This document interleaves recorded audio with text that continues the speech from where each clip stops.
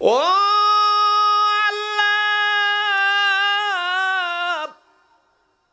এত বড় গজব দিলার কিস্তির মধ্যে সারা কেউ বেঁচে নাই, বেঁচে থাকার কথা না, কিন্তু এই মহা প্লাবনের মধ্যে তোমার বান্দা কুরের গড়টাও রইল, তোমার বান্দাও রইল, কিভাবে রইল বুঝলাম না।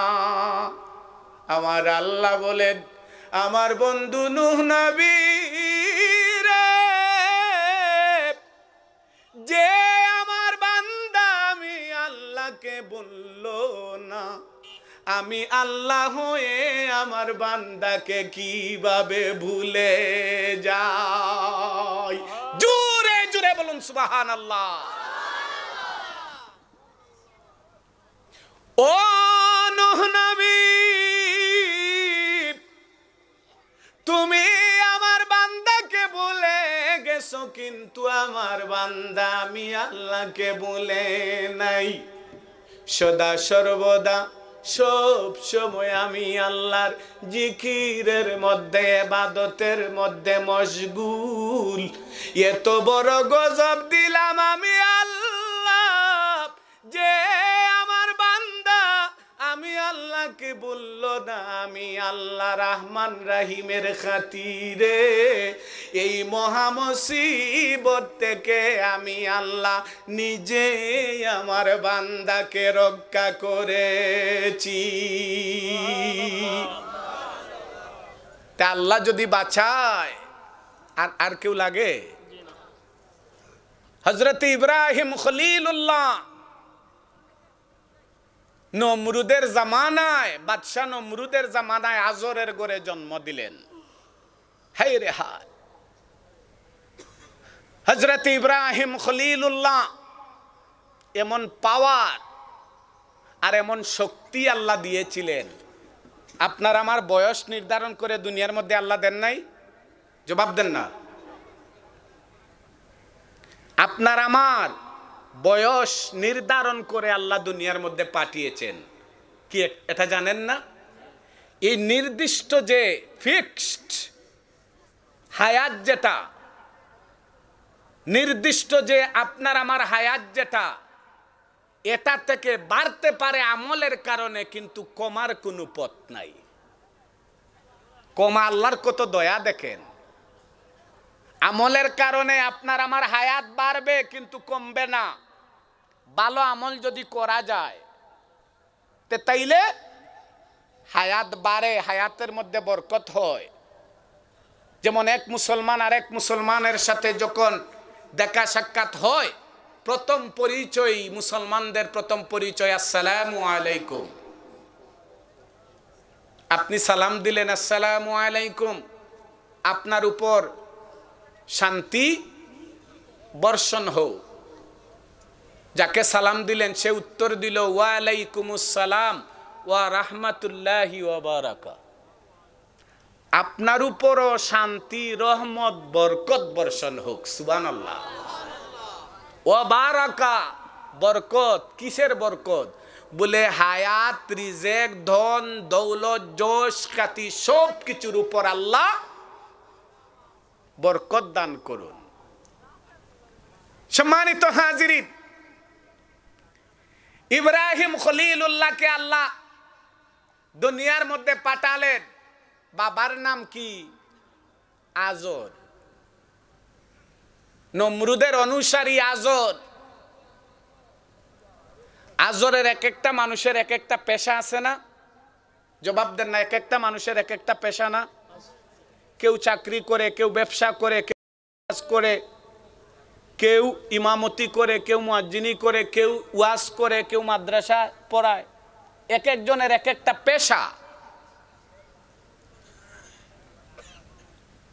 তে ইব্রাহিম খলিলুল্লাহর বাবা আজরের পেশা ছিল মূর্তি বানানো। সাবধান, আমি বলে দিলাম, কিন্তু এটা রাজনৈতিক কথা না, অন্য পেশ লাগাইয়া নিয়েন না। এখন তো আবার ভাইরাল হওয়ার জন্য কত কিছু। আর ওয়াজের মঞ্চে উইটা বক্তার নামের তক্তাগুলা আবুল তাবুল বইলা এখন বাংলাদেশে ওয়াজ বন্ধ করার উপক্রম হয়ে গেছে। উল্টা পাল্টা বলে ভাইরাল হওয়ার জন্য, লাইক ভিউয়ার্স বাড়ানোর জন্য বলে, এমন ভাবে বলে, বলতে বলতে সব কিছু বিনা, সেই জন্য সরকার বেশি হার্ড লাইনে চলে গেছে, বেশি হার্ড লাইনে চলে গেছে। এখন যদি সত্যি কথা আমি বলতে যাই, তাইলে কোনো বক্তার আলিমুলামারা বলবে উনি তো মনে হয় সরকারের দালাল হয়ে গেছে। আবার আমি যদি সত্যি কথা মূর্তির ব্যাপারে আর ভাস্কর্যের ব্যাপারে বলতে যাই, বলবে সরকার বিরোধী কথা বলছে, রাষ্ট্রদ্রোহী মামলা লাগাও। তবে সৎ কথা যেটা, গারের নামই গর্দনা, গর্দনার নামই ঘাড়, মূর্তি ভাস্কর্য, ভাস্কর্যই মূর্তি। তামেন। তবে হ্যাঁ, কেউ যদি এটা ইবাদতের জন্য বানায়, নাউজুবিল্লাহ, শিরিক হয়ে যাবে, মুশরিক হয়ে যাবে, ইসলাম থেকে খারিজ। আর সৌন্দর্যের জন্য যদি বানায়, তাইলে গুনাহগার হবে। কথাটা বুঝে এসেছে? এবার আপনি এখানে কোনো সওয়াবের কাজ নাই, আপনি করবেন কি করবেন না, এটা আপনি আপনার বিবেক দিয়ে আপনি মগজ কাটান। তবে হ্যাঁ, এ কথাও আমি বলতে চাই, এই দেশে শুধু একজনের মূর্তি নয়, একজনের ভাস্কর্য নয়, এই দেশে অনেক নেতা, অনেক নেত্রীর উলঙ্গ ল্যাংটা মহিলাদের ভাস্কর্য রয়েছে। এইগুলার ব্যাপারে কেউ কথা বলতে চায় না, শুধু একজনের দোষ। ও মিয়া, ইসলাম কুরআন হাদিস আপনাকে আমাকে শিক্ষা দিয়েছে সত্যকে সত্য বলা, মিথ্যাকে মিথ্যা বলা, হালালকে হারাম হালাল বলা, হারামকে হারাম বলা, ঠিক কিনা? ওয়াহুয়া আল্লাযী ইউমাইয়িযু বিহিন নাসি বাইনাল হাক্কি ওয়াল বাতিলি ওয়াল হালালি ওয়াল হারাম। সত্যরে সত্য বলা, মিথ্যারে মিথ্যা বলা, হালাল রে হালাল বলা, হারাম রে হারাম বলা, ঠিক কিনা? এটাই আপনার আমার দায়িত্ব। কিন্তু রাজনৈতিক ফায়দা হাসিলের জন্য শুধু বঙ্গবন্ধুর পিছনে লাগা গেছে, আর বাকি সব ওই যে শ্রীমঙ্গলের চায়ের দেশে, ওই যে সাতকাউর পাহাড়ের ভিতরে ল্যাংটা মহিলার ভাস্কর্য, এটা তোমাদের চোখে পড়ে না? তা আমার কথা হলো, হ্যাঁ বলেন, অসুবিধা নাই, তবে বলবেন ভাস্কর্য বাংলাদেশে বলতে কিচ্ছুই থাকতে পারবে না। শুধু একটা নিয়ে তোমরা রাজনীতি করো কেন? একটা নিয়ে রাজনীতি করার দরকার নাই, এগুলা বলারও দরকার নাই, যেহেতু পারবে না। আর দুই এক কথা বইলার পরে ঘরের ভিতর ঢুইকা গেছো। যাই হোক, আমি যে কথা বলতেছিলাম, নমরুদের 1 নম্বরের অনুসারী আজর, ইব্রাহিম নবীর বাবা। আজরের পেশা ছিল, প্রফেশন ছিল মূর্তি বানানো।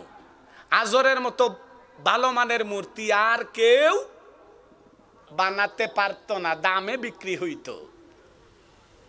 আপনাদের কষ্ট হচ্ছে? ইব্রাহিম খলিলুল্লাহ ছোট্ট মাসুম, আল্লাহ 100 বছর হায়াত দিয়ে দুনিয়ায় পাঠিয়েছেন। কাকে? ইব্রাহিম নবীকে। কয়শো বছর? 100 বছর যখন ইব্রাহিম নবীর পূর্ণ হয়ে গেছে, মালাকুল মউত আজরাইল ইব্রাহিম নবীর দুয়ারে। আল্লাহর বন্ধু ইব্রাহিম খলিলুল্লাহ পারমিশন দেন, আপনার রূহটা কবজ করব। ইব্রাহিম নবী উত্তর দিলেন, আজরাইল রে,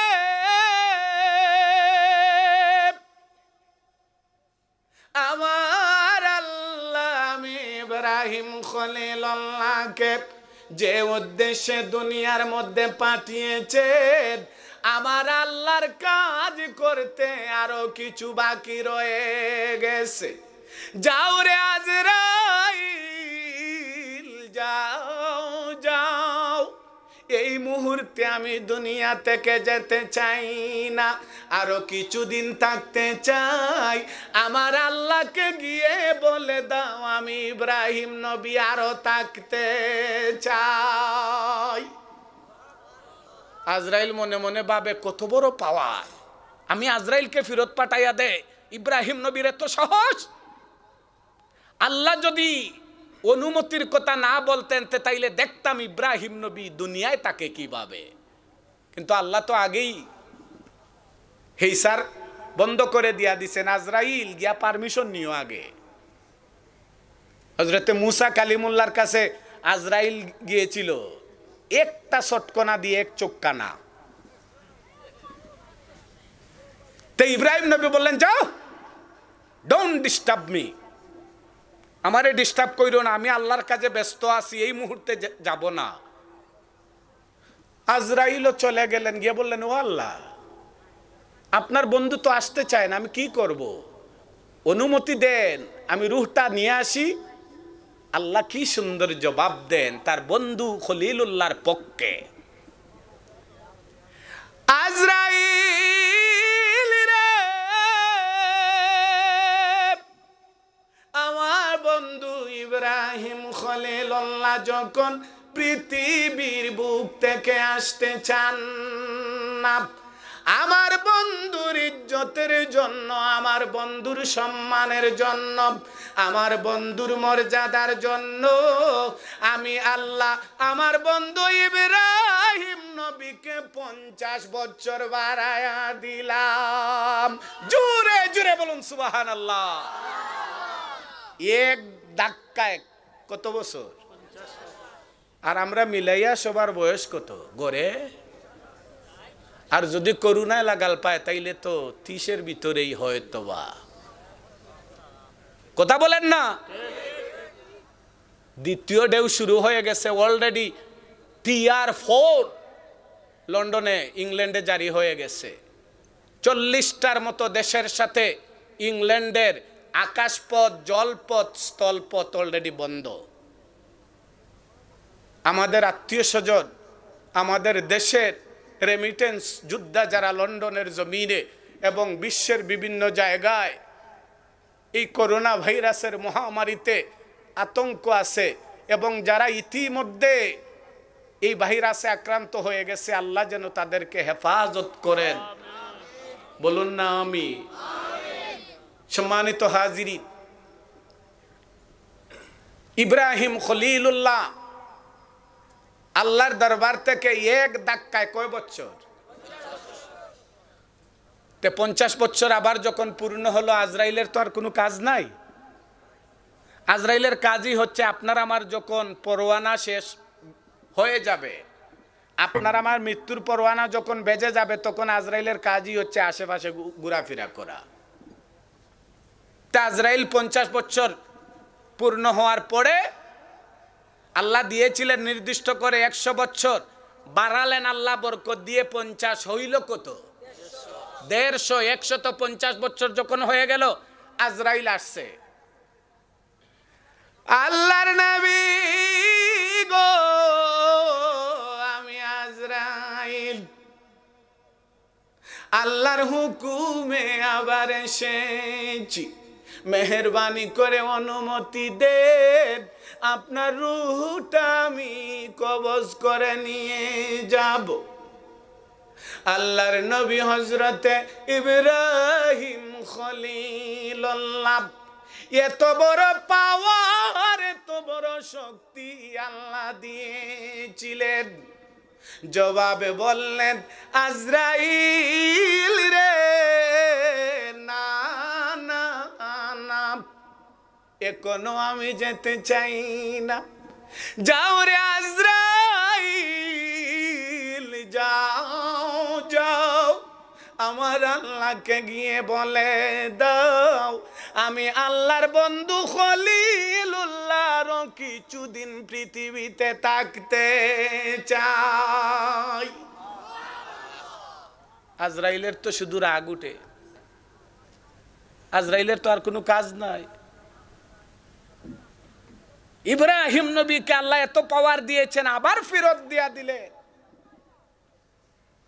যদি আমারে অনুমতির কথা না বলতেন, তাইলে আমি দেখতাম ইব্রাহিম নবীর পাওয়ার কতটুকু। আল্লাহ যদি আজরাইল থেকে বেশি পাওয়ার দিয়া থাকেন, এটা কে দিলেন? ইব্রাহিম নবীর বাবা আজর মূর্তি বানাইয়া ইব্রাহিম নবীর সামনে নিয়ে আসলেন। ইব্রাহিম নবী জিজ্ঞেস করলেন, আমার বাবা গো, এইগুলা কি? আমি ইব্রাহিম জানতে চাই। বাবা আজর জবাব দিলেন, এইগুলা আমাদের প্রভু, এই তাদের ইবাদত আমরা করি। নাউজুবিল্লাহ বলে। ইব্রাহিম নবীর 12টা বেজে গেছে। আমার বাবা বানালেন, হাত দিয়া শৈল্পিক কাজ করলেন, মূর্তি নির্মাতা, আর উনি আবার বলতেছেন ওইগুলা উনাদের প্রভু। নবী তো আল্লাহর নবী, তো ভিতরে শুরু হয়ে গেছে বলে বুঝতেই বই এগুলা কিভাবে প্রভু হয়, বুঝতে হবে। বাবা আজর বললেন ওইগুলা নিয়ে বাজারে যাও। ইব্রাহিম নবী টুকরিত করে মূর্তিগুলা লইয়া বাজারে। অর্ধেক পথে গিয়া ইব্রাহিম নবী, বাচ্চা মানুষ তো, ইব্রাহিম নবী বললেন, দেখি তো প্রভুগুলাদের পাওয়ার কতটুকু, একটু টেস্ট করে দেখি। টুকরিটা মাথা থেকে নামাইয়া এক গুছা রশি নিয়ে গিয়েছিলেন। এক একটা রশির মাথা এক কোনো মূর্তির পায়ের মধ্যে, কোনোটার হাতের মধ্যে, কোনোটার কোমরে, কোনোটার ঘাড়ের মধ্যে বাঁধছে। বাইন্দা সবগুলা গুছা কোমরের মধ্যে বাইন্দা ইব্রাহিম নবী দিছে একটা দৌড়। আচ্ছা বলুন তো, দৌড় দেওয়ার পরে একটার একটার সাথে টাক্কর টুক্কর লাগছে কি লাগছে না? জবাব দেন না। টাক্কর টুক্কর লাগার পরে ফাটা সিরা বাঙ্গা টুটা হওয়ার সম্ভাবনা আসেনি? জি। আচ্ছা বলুন তো, আপনাদের এই বনমালী পঞ্চেশ্বর যদি ভালো লাউ ধরে গেছে, নিজে বিক্রির জন্য মনে করেন অতিরিক্ত হয়ে গেছে, বা ব্যবসার জন্য আপনি লাভজনক চিন্তা করে আপনি করেছেন, ওইগুলা নিয়ে বাজারে রওনা দিছেন, মধ্যখানে রাস্তার মধ্যে গিয়া ওই বরখাপুনের মাঝামাঝি জায়গায় গিয়া যদি মনে করেন ওই এগুলা কি বলে জানি, শিকা, মার শিকা, দড়ির মতো না, আরো কি জানি বলে, আর একটা শিকা, যাই হোক, যদি সিরা টুকরিটা নিচে পড়ে, বলুন তো একটা লাউ আর একটা লাউয়ের সাথে ধাক্কা ধাক্কি লাইগা একটু ফাটবে না? হইলে তো হবে না। তে বাজারে চৌধুরী বাজার নিয়ে যাওয়ার পরে ভালোগুলা মানুষ দেখবে না আপনার গুলা দেখবে? বলবে ধর এইগুলা তো এমনি পোষা জিনিস, নিয়ে রাখা যাবে না, এর মধ্যে আবার টুটা পাটা। কথাটা ঠিক না? তো ইব্রাহিম নবী দিলেন যখন একটা দৌড়, ধাক্কা দুক্কা লাগিয়া একটার মাথা ভাঙছে, একটার কোমর ভাঙছে, একটার পা ভাঙছে, একটার হাত ভাঙছে। বাঙ্গা গুলারে লইয়া টুকরিত বইরা বাজারে যাওয়ার পরে মানুষ কিনবো তো দূরের কথা, দ্বারে কাছেও আসে না। অন্যান্য দিন বাজারে যাওয়ার পরে সবার আগে আজরের মূর্তি শেষ, আজকে কেউ জিজ্ঞেসই করলো না। ফিরত লই আবার ইব্রাহিম নবী বাড়িতে। বাবা আজর জিজ্ঞেস করলেন, ব্যাপার কি? আমার মূর্তি ফিরত আসার কথা না, বাজারে যাওয়ার আগেই শেষ, এগুলা ফিরত আসলো কিভাবে? ইব্রাহিম নবী বললেন, ও বাবা, ভাঙ্গা মূর্তি কেউ নেয় নাকি? বলে এগুলা ভাঙলো কিভাবে? ও বাবা, আমি ইব্রাহিম দেখলাম একটার সাথে ধাক্কা দুক্কা লাইগা মাথা ভাঙছে, পা ভাঙছে, কোমর ভাঙছে, হাত ভাঙছে, মাথার 2 টুকরা হয়ে গেছে। যারা তাদের নিজেদেরকে আক্রমণ থেকে রক্ষা করতে পারলো না, তারা আমাদেরকে কিভাবে রক্ষা করবে? সুতরাং তাদেরকে আমি ইব্রাহিম প্রভু মানি না। এটা কার কথা? মিল্লাতা আবিকুম ইব্রাহিম, আমাদের জাতির পিতা ইব্রাহিম খলিলুল্লাহ বাল্য বয়সেই বাবা আজরকেই কথা বললেন। সংক্ষেপে বলতেছি, নমরুদের বাদশা নমরুদের কাছে খবর গেল। খবর যাওয়ার পরে বাদশা নমরুদ আর বাবা আজর মিলে হযরতে ইব্রাহিম নবীকে অগ্নিকুণ্ডের মধ্যে নিক্ষেপ করার জন্য ব্যবস্থা করলো। অগ্নিকুণ্ডের পরিধি হচ্ছে ডানে 10 কিলোমিটার, বামে 10 কিলো, সামনে 10, পিছনে 10। আচ্ছা বলুন, এত বড় অগ্নিকুণ্ড যদি হয়, আগুনের ভিতর তো দূরের কথা, আগুনের আধা কিলোমিটার পাশে যাওয়া যাবে? একটা ধরেন আপনাদের এলাকায় একজন আরেকজনের ফেইনের মধ্যে লাগাইয়া দিছে আগুন, যদি লাগাইয়া দেয়, বলুন তো বাড়ির মালিক আফসুস করে, বা ফেইনের মালিক পশুর খাদ্য তো আফসুস করে পাশে যেতে পারবে? আগুন নিভাতে পারবে? অসহায়ের মতো তাকিয়ে থাকবে। এখন আগুন সাজাইছে নমরুদ ইব্রাহিম নবীকে ফেলবার জন্য, কিন্তু আগুনের পাশেই যেতে পারে না। নমরুদ অসহায়ের মতো। শয়তান আসছে আজাজিল, ইন্নাশ শাইতানা লিল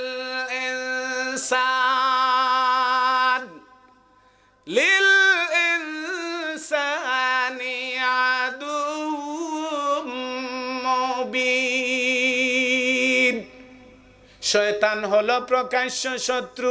শয়তানের কাজ হলো সরাসরি, কোনো গোপন ভাবে কাজ করে না।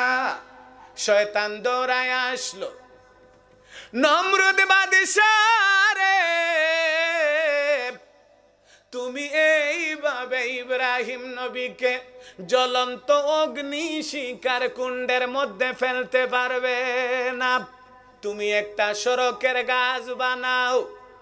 নমরুদ গাছ বানাইলো, আমার আল্লাহর দয়া লেগে গেল। আমার বন্ধু ইব্রাহিম ওই আজাজিলের কথায় নমরুদ একটা গাছ, সড়কের গাছ বানাইলো। তুমি ইব্রাহিম নবীকে ফেলে দিবে? না না, আমি আল্লাহ মানি না।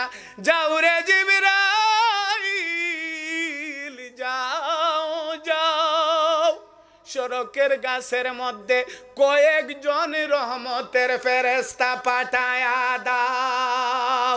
জোরে জোরে বলুন সুবহানাল্লাহ। রহমতের ফেরেশতা দেইকা এবার সড়কের গাছ আর ঘুরে না, ঘুরে না।